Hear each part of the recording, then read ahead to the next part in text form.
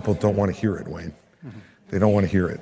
We know we're right, but they don't want to hear it. Right. And there's, we couldn't have been any clearer. Right. We couldn't have been any more direct or worked any harder. So, And let's not forget she spent $68 million. yeah. I mean, Well, we spent like when you give land to 10. China and places like that. Yeah, that's what you get. Yeah. Yeah, I mean, look, she spent 68 million so far, just on TV. Spent 68 million so far, 59 million by DeSantis, and we spent 12. I mean, who's punching above their weight and who's getting a return on their investment, And she's going to get smoked, and you and I both know it. She's not up to Because this. she hasn't even been And she's challenged. still 20 points behind Trump in New Hampshire, right? Yeah. And, Oh, yeah. And he's still going to carry Iowa, right? Yes, always. I talked to DeSantis called me, petrified that I would. He's probably getting out after Iowa. Well,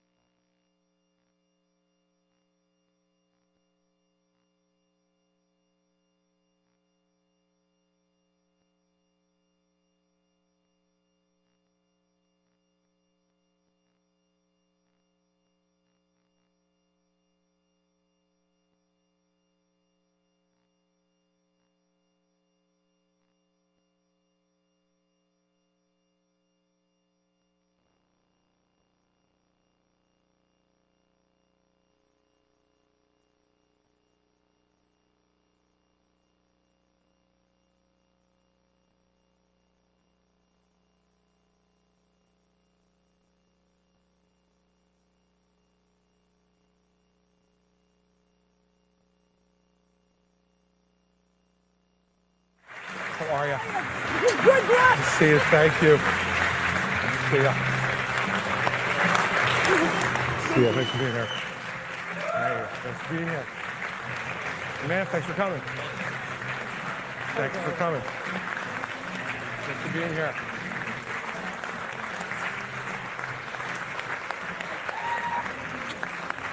Don't break my heart. No. How are you? Thanks for being here. Thanks for being here. Thanks, Governor. Thanks for being here. See you, Great to Mark. see you, sir. You look great. Thank you. Chairman, good to see you, buddy. Thank you, Governor. All right, good evening, everybody. Good evening, good evening. Thank you all for coming tonight. This is one of the cooler venues we've been to here, right? And happy to be here in Wyndham. Thank you all for taking the time to come. Glad we're having better weather than we had yesterday. We were up in Rochester yesterday, and it was snowing, like real New Hampshire snow. So it was good to experience that. So thank you all for coming tonight. I appreciate you being here. I appreciate your support. You know, we started these town halls the same way. I've started them the same way ever since we were up at St. Anselm's in June to tell you why we're in this race. And we're in this race to tell the truth. From the beginning, we've been in this race to tell the truth. Fact is that as we were watching this race come together, from where Mary Pat and I were sitting at home in New Jersey, we were really concerned that nobody would tell the truth in this race about what's really at stake. And no one would tell the truth about Donald Trump.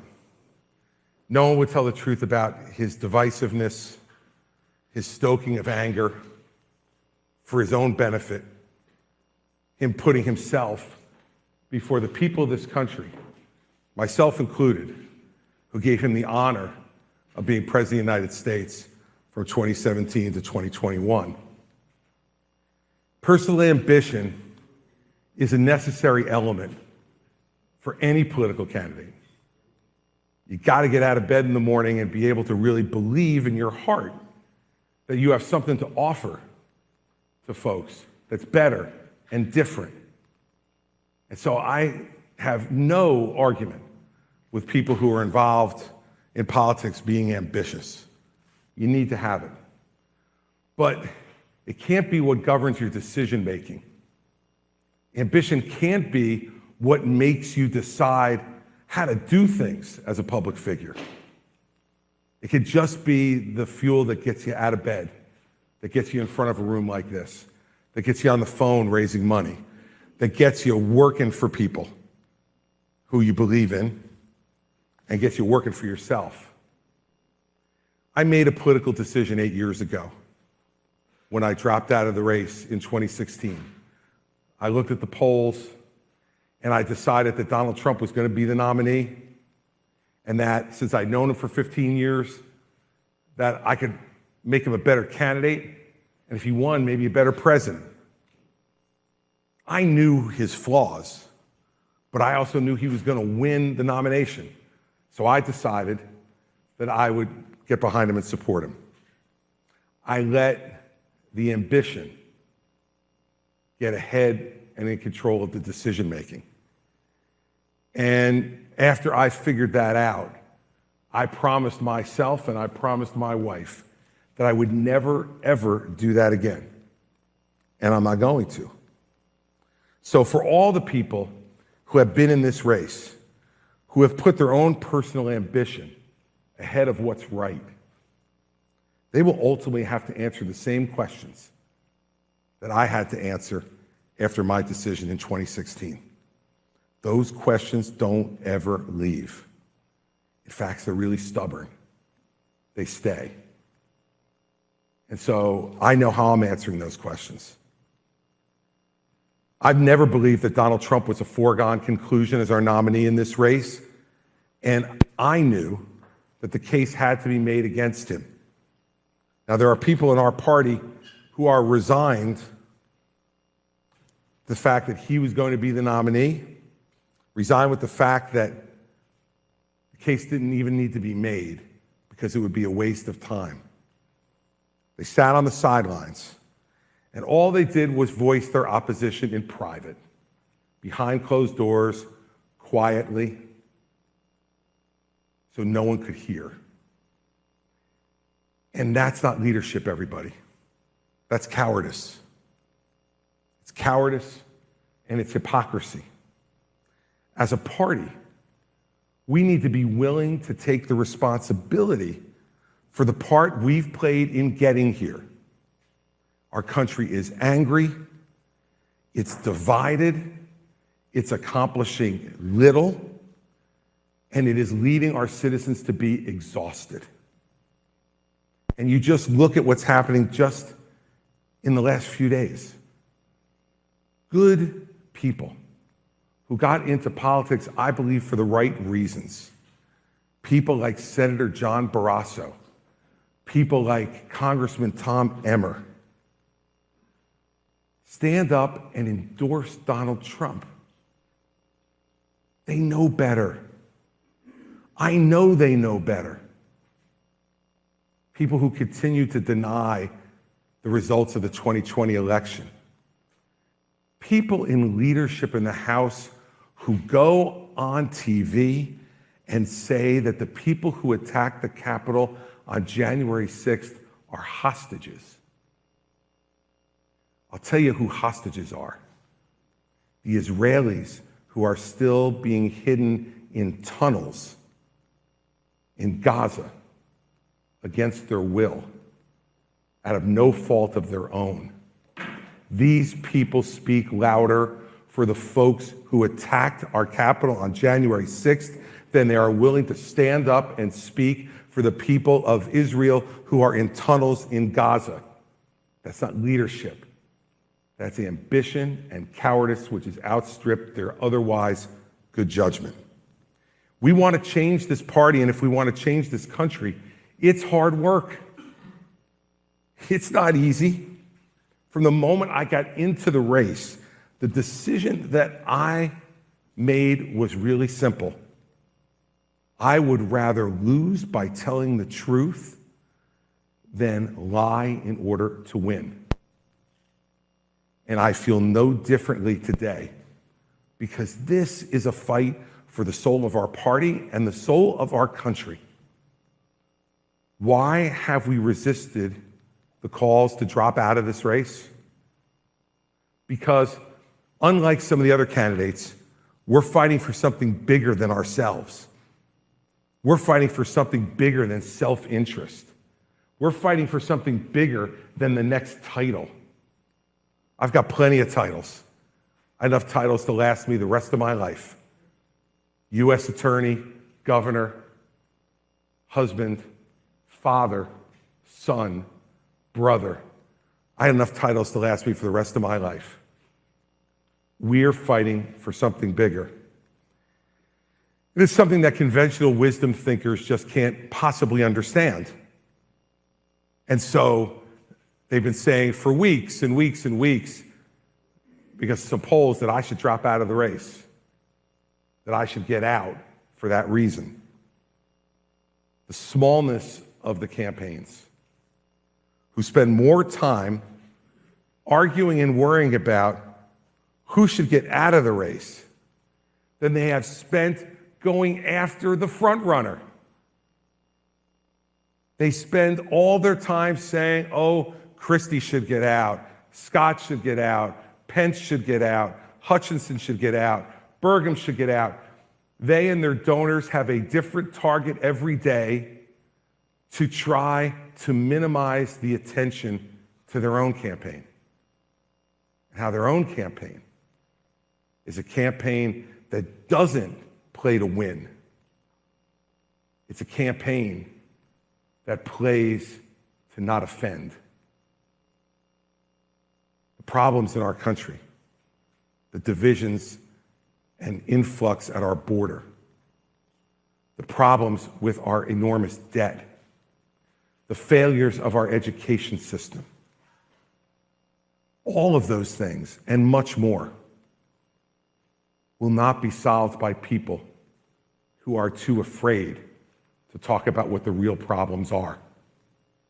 If we ever have a hope of restoring this party to be a governing party of principles, we have to be willing to do the hard work and take some of the heat that comes with it.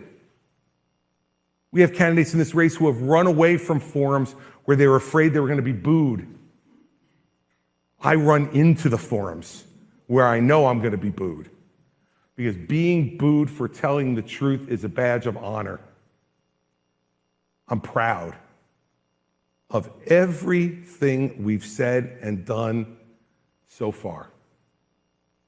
And I'm proud of all the people who have supported us and are willing to do what needs to be done to restore the soul of our country.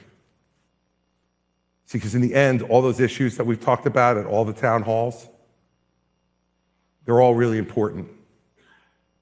But they're no more important than the most important issue, and that is the character of the candidate. You don't know what's going to come across the next president's desk. You think you can predict it, but you can't. No one asked George W. Bush or Al Gore what they would do if 4 airliners were hijacked and flown into symbols of American power and killing thousands of Americans. No one asked them that in New Hampshire in 2000. But I was glad we had a man of character sitting behind the desk in the Oval Office when that attack came, because I knew George Bush would do everything he needed to do to protect this country and its people and put them first, not himself first. Imagine just for a moment if 9/11 had happened with Donald Trump behind the desk. The first thing he would have done was run to the bunker to protect himself. He would have put himself first before this country. And anyone who is unwilling to say that he is unfit to be president of the United States is unfit themselves to be president of the United States. Campaigns are run to win. That's why we do them. I see the chairman here in New Hampshire. He knows we run campaigns to win. My goal has never been to be just a voice against the hate and the division and the selfishness of what our party has become under Donald Trump. It's also been to win the nomination and defeat Joe Biden and restore our party and our country to a new place of hope and optimism in this country. I've always said that if there came a point in time in this race where I couldn't see a path to accomplishing that goal, that I would get out.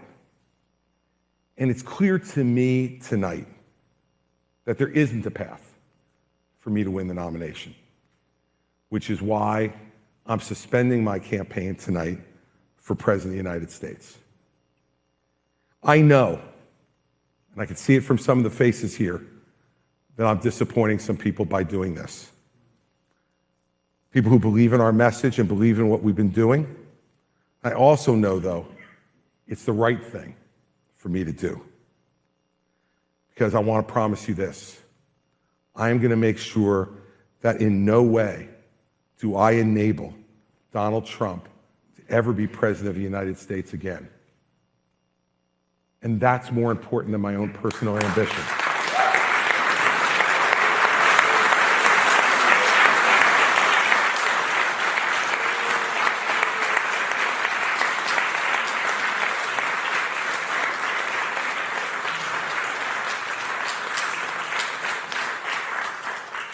So we have to decide now. We have to decide in the next 10 months, who do we want to be as a country?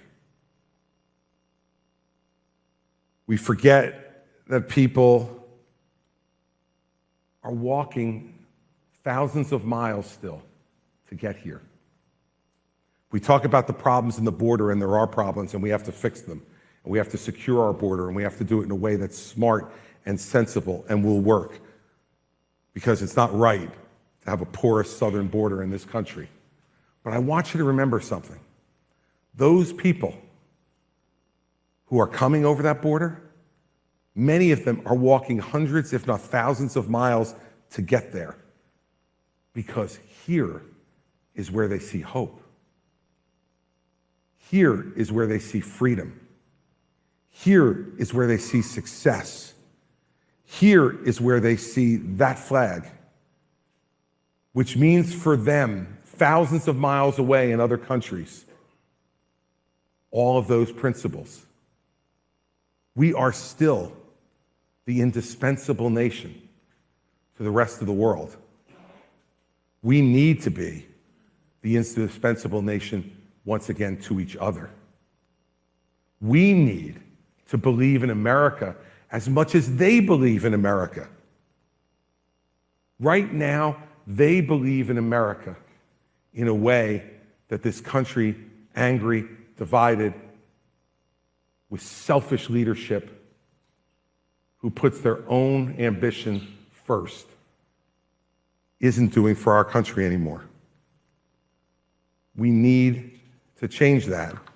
And every election is an opportunity to change it. We have people in this race, all they will do is tell you how bad everything is, how angry we should be.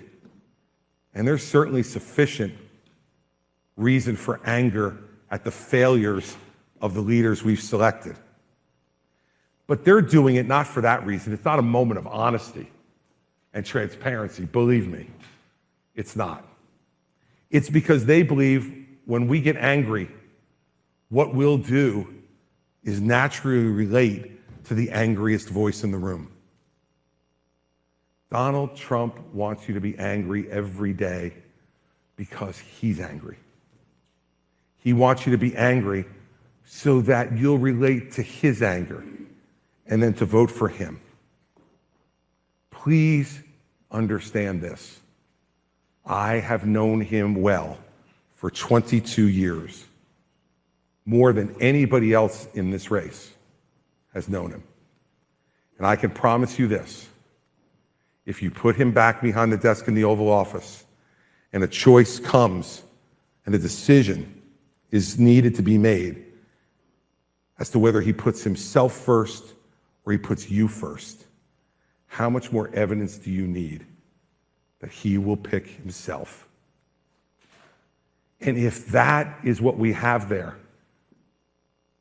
then people are going to remain angry, remain divided, and become even more exhausted than they are today.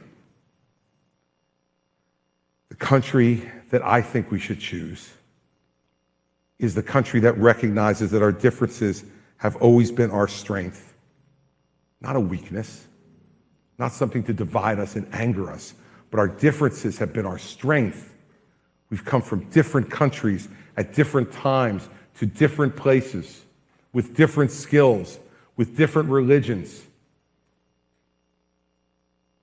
And yet, only here can those people become an American. You can't go to Germany and become a German. You can't come to Great Britain and become British. But you can come here and become an American, a real part of this country. The moment we become a place where people no longer want to come in search of a better, freer, stronger nation, that will be the real problem that will be harder to solve. We back our allies around the world, and they shouldn't have to think twice about having America's support. Yet we have petty politics interfering with supporting freedom fighters in Ukraine. We have petty politics interfering with defending our friends in Israel. We have petty politics interfering with making sure Taiwan is armed to fight off the Chinese. They use the border as an excuse not to do those things. How about we have a country where we can do all those things? Because leadership aspires to something greater, not to appealing to the lowest common denominator, which is what the leadership of the last decade and a half in the White House has done, including the current president. We need a country that once again feels like everyone has a stake in what we're doing, that we can bring people together. And it's hard. It's hard to do that. I did it for 8 years in New Jersey, in a Democratic state, with a Republican governor. And it's hard because we have real disagreements. But those disagreements are small compared to the things that we have in common. But it takes effort. We have to work at it. We have to believe that the other person has a rightful place in our country. We have to believe that whether we agree with them or not, they got elected too. And they have a right to have a voice and to be heard and to have a vote and to have it count. This race has always been bigger than me. It's bigger than any one person if you do it the right way. I tried to change the conversation in this race. I tried to force a conversation in this race. A conversation about the real thing that's going on here. I stood on those debate stages, every one of them, the pundits in the media and the professional politicians who worked for other campaigns said I wasn't going to make any of them, right? Before every debate, now Christie won't make this one, no, we make this one. I made every one of them.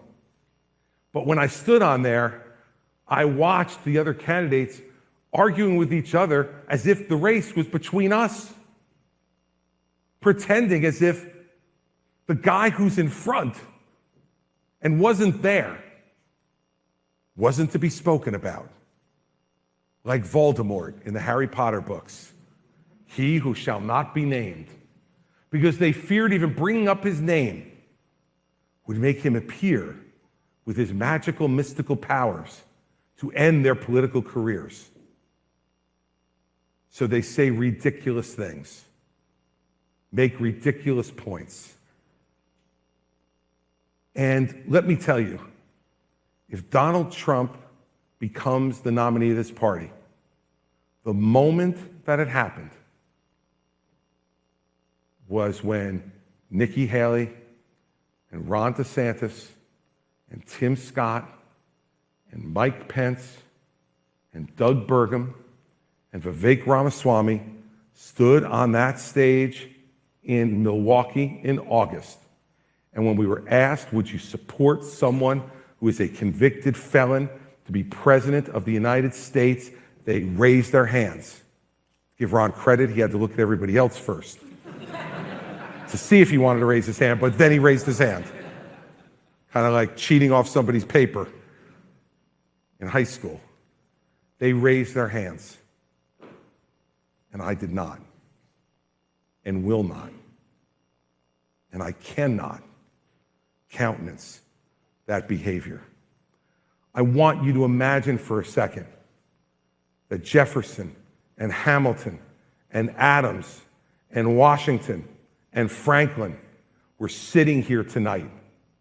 Do you think they could imagine that the country they risked their lives to create would actually be having a conversation about whether a convicted criminal should be president of the United States? I can't tell you how many people in New Hampshire have asked me, why isn't there a law against that? The answer is because nobody ever thought that someone would have the audacity to run for president as a criminal. And they never thought that any American electorate would actually support it. It's not their fault that they didn't put it in the Constitution, along with 35 years old and a natural-born American citizen. They didn't think, let's throw in here, and not a criminal. They thought maybe we'd get that part. We're going to show them now whether we do or we don't in the next 10 months. Do we get it or don't we? I'm out here saying what I'm saying for the last 8 months because I didn't want to take the chance that you might not get it. I wanted to be the voice that was telling you this is unacceptable. We deserve better. And now there's some people who want the courts to save us. It's not up to the courts to save us. I remember what Benjamin Franklin said. I'm sure many of you do too. When he was walking down the street in Philadelphia after the Constitutional Convention, And a woman approached him on the street and said, "Mr. Franklin, what kind of government did you give us?" And he said to the woman, "A republic, if you can keep it." Benjamin Franklin's words were never more relevant in America than they are right now. The last time they were this relevant was the Civil War, which of course we know was caused by slavery. The last time those words were that relevant, back in those days. And now we are confronted, 160 years later, with that question again. A republic, if we can keep it. It's up to you. I've been running ads all over New Hampshire, ending it, saying it's up to you. And it is. It's not up to me. I've done everything I can.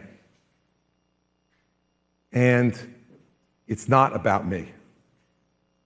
The other candidates, some of them have made it about them. It's okay. But when you forget that the privilege to serve in public office is not about you, but about the people who give you the privilege, then you lose your way. And so tonight is a sad night for me and for Mary Pat, because believe it or not, we really love the people in this state. We loved being here. Both of our experiences in 2016 and 2024, in coming to New Hampshire and holding 2-hour town hall meetings and answering every question, has been one of the great joys and honors of our lives. The relationships we've made here have been lifelong relationships now that we're going to keep going forward, no matter what else we do with our lives and our careers. I look around this room and see so many people who have been to so many of these meetings and have been so wonderfully supportive of us. I'd start to name names, but then I'd screw that up, and I'd forget somebody who was really important to us. So I'm not going to do that. You know who you are. And you know how much we treasure our relationships with you. But I will mention one person, because she texted me, it's either last night or this morning, and she said to me, "Please, please don't drop out. We need you." And that was our friend Tony Pappas. And because I had decided at that moment in my heart, and so had Mary Pat, that we were going to, I didn't respond to you because I didn't want to lie to you. But I turned to Mary Pat and I handed her the phone and showed her. I said, "These are the kind of people that we're fighting for. The people who believe that what we have to offer is something important and special, and that what we're talking about matters." And it meant a lot to me to get that text from you, Tony, because I know that you've been through a lot of campaigns here in this state. And to hear from you that you wanted me to stay made me feel guilty, but also made me feel wonderful. And, you know, both those feelings can exist at the same time. And I thank you for that. And what Tony, and I pointed out what Tony is represented by a lot of people in this room who we've heard from over the last few weeks. And we appreciate it very much. We appreciate your friendship, your hospitality, your warmth, your questions, your challenges, and everything that you provided to us in this state, both 8 years ago and over the last 8 months. I'll just end with this. I believe, and have always believed, that this is the greatest country that the world has ever seen. And I still believe that today. The phrase, "Make America Great Again," has always offended me because it implied that America wasn't great. America is great. It was great long before those red hats showed up, and it will be great long after they are consigned to history. This country is a great country. And the only thing that stops us from having it be greater is our willingness to work hard enough to make it greater.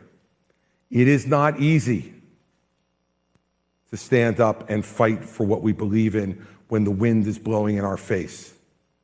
It is not easy to stand up and fight the loudest voice in the room.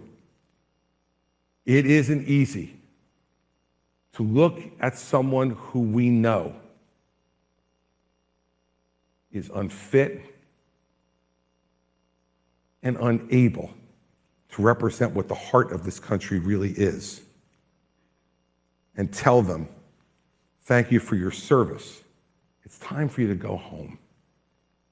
But that's what we need to do in the next 10 months if we are going to keep in concert with the spirit of this country.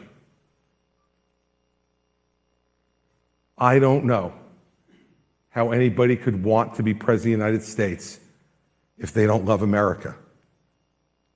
And you cannot love America if you don't love every American. Love the Americans who look different than you. Love the Americans who speak different than you. Love the Americans who think different than you. Love the Americans who believe and have faith that is different than yours. We have had Donald Trump and other candidates in this race say they don't want people coming to this country if there's not of our religion. We don't have a religion in America. Our Constitution is founded on there being no national religion. Yet we're abandoning that too by continuing to respond positively to the siren song of someone who would actually say something like that as a candidate for president of the United States, meant to only divide. If we don't stand for those principles, we will be the generation that gave this country away. I refuse. When I got into this race, I refused. And tonight, even though I'm suspending this campaign, I am not going away. And my voice is not going away. And I'm going to continue to say all the things that I've said in whatever platforms are permitted to me as we go forward, the very same things and new things that I'm sure I will have the opportunity to comment on as we go forward. Because I'm not going to be part of the generation that gives this country away. I am not going to be part of a generation who willingly stands by and says, it's too hard, he's too loud, he's too strong. That's what defeat looks and sounds like. And the only country that can defeat America is America. And the only people that can stop it are us. So I thank you for the enormous honor to have the chance to run for President of the United States again.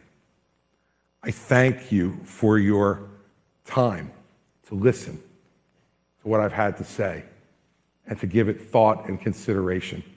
I thank you for the opportunity to come into your homes, into your neighborhoods, into your schools, into your churches, and to be able to make the case for the kind of America that I hope we have. And I thank you, most of all, for with your attendance at these events and your questions, for continuing to renew my faith in America and Americans. I love this country because my heart is open to every American and every person who cares about making this a better place. And so while I'm disappointed by the results of this election, I will never be disappointed by the opportunity and experience that I've had. And I promise you that in whatever way Mary Pat and I can figure out, we are going to continue to fight for you and for this country in a way that will make you proud that we met. Because I'm proud to have met all of you through this process. So thank you for coming tonight, and thank you for all your support. I appreciate it very much.